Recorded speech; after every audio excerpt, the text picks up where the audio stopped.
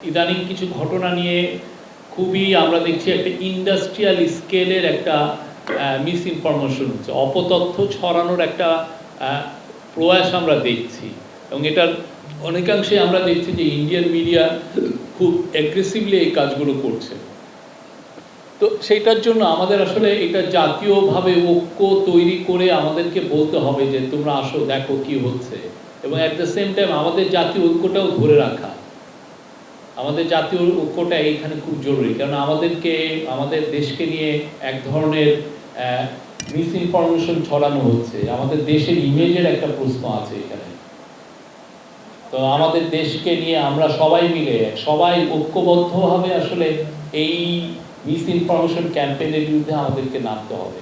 আমি এবার আমাদের পত্রিকাগুলোকেও আহ্বান করব, তারা যেন এই যে বাংলাদেশকে নিয়ে যে কি ভয়ানক ধরনের মিথ্যা ইনফরমেশন ছড়ানো হচ্ছে সেগুলো যেন কমব্যাট করে, তারাও যেন, এটা একটা জাতীয় দায়িত্ব আমরা মনে করি।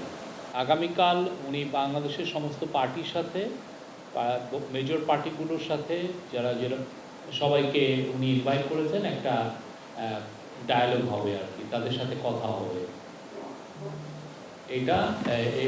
এবং পরের দিন যে উনি রিলিজিয়াস যারা গ্রুপ আছেন তাদেরকে উনি একটা ডায়ালগে আহ্বান করেছেন, তাদের সাথে উনি বসবেন। এবং এই পুরোটার এই দুইটা মিটিংয়ের উদ্দেশ্য হচ্ছে যে ন্যাশনাল ইউনিটি, উনি ন্যাশনাল ইউনিটির ডাক দিবেন। আজকে ছাত্রদের সাথে, ছাত্র নেতাদের সাথে বৈঠকটা হচ্ছে 6টা থেকে 7:30 পর্যন্ত, এটা স্টেট গেস্ট হাউস যমুনায়।